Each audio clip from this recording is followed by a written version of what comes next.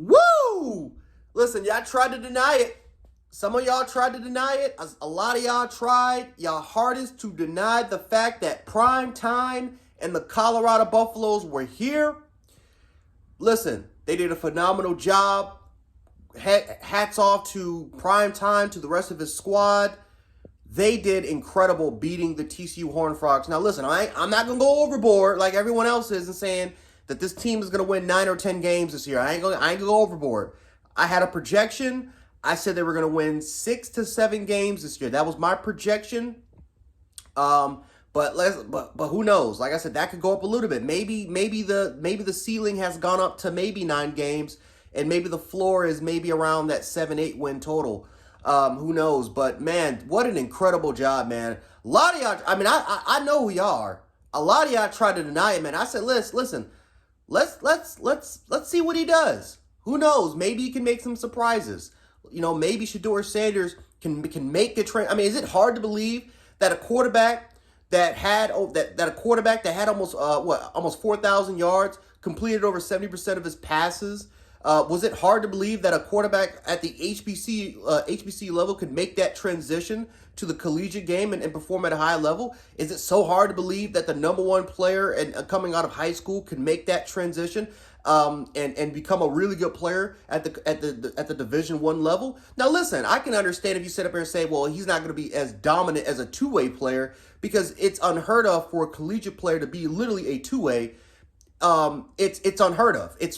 We've seen it before. We've seen it. But we haven't, it's rare. And, Travis Hunter definitely showcased that tonight.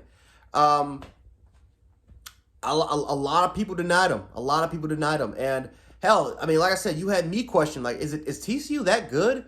Even after losing like a crap ton of their starters. Like, they only had 3 returning starters on the offensive side of the ball. Defensively, they were absolutely just knifed through or cut through as far as their defensive losses. So, I mean, y'all had me question. TCU was ranked 17th. They made it to a national championship game, lost Garrett Riley and lost some of their best coordinators. Maybe this TCU team is going to blow them out. Maybe they are the minus 20.5 favorite. And then Colorado went in there and shut them up. Now listen, Colorado is not a 9-10 win team material. That defense got to get improved. That defense was terrible. It was awful. It was not all guns and roses. That defense has got to get better. But again, that's going to come with time. That's going to come with overall. That's the process, right? That's why Primetime got rid of all those players and tried to replace them with players coming out of the portal. That defense, it's going to come with a little bit of time, right? So, 2-3 years down the line, once you start to get the recruits in order, this could be a team that defensively they can be, I'm not saying they're going to be a top 10 defense, but they can be way better compared to what they are now. But my goodness gracious, that offense is going to be elite. That offense is going to be elite. The Pac-12 is not known for great defense. It's not like the SEC when you're going against Bama, Georgia, LSU. A&M has always had a pretty good defense as well. You can throw them in there. Like, it's not on that level. Or even the Big Ten. Like, Big Ten has defense with like Iowa and Wisconsin and Ohio State, Michigan. Like, those are defensive type schools. So it's not like they're in that conference. You're in the Pac-12. While the best defense probably there is probably going to be Utah or Oregon. And it's like top 25, top 30-ish. That's the top defensive ranking. So they're going to put up points. No question about it. Shedeur Sanders, again, proving why he's one of the best quarterbacks in the nation and why he could potentially be a first-round pick. Travis Hunter has a great chance of being a Heisman contender, because one thing that defensive players lack is those moments, those borderline key moments.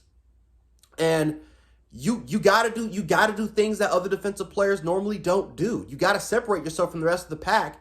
And the fact that Travis Hunter is a two-way player, he had a key interception, and he had 119 yards receiving in this game on 11 receptions, and he could have had more. He could have easily had $150. Again, they missed him on two passes deep, including the one where he dropped. he could have had maybe close to 200 yards. But it is what it is, man. It's impressive that Travis Hunter literally played over 110 snaps. It's impressive as all hell. Can you continue it for that long, right? Is it going to be some wear and tear? I think that's going to be the big question, and why people even doubted that he can that two-way transition is gonna translate to this level. We'll see. But I'm impressed. Weaver, Jimmy Horn, Dylan Edwards. Again, I got him confused with Kyle Edwards because I thought that Edwards played at Alabama, but no, it's Dylan Edwards. He was a key player tonight. It was just overall impressive, and I'm excited. I'm excited to see what this Colorado team can do. I definitely think that the projection of what people got him 5-6 wins, I definitely think that's possible. The Pac-12 is not tough. This is not a tough Pac-12 conference, at least compared to what it was last year. This Colorado's going to be competing with a lot of teams. They play Nebraska next week. That's a returning rivalry game.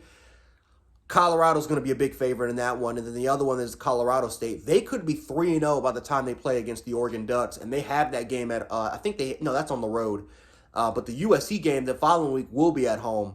Man, it's going to be a lot of fun games. Colorado's offense is going to be explosive. But Deion Sanders, he said it himself, man. He said it. We're coming.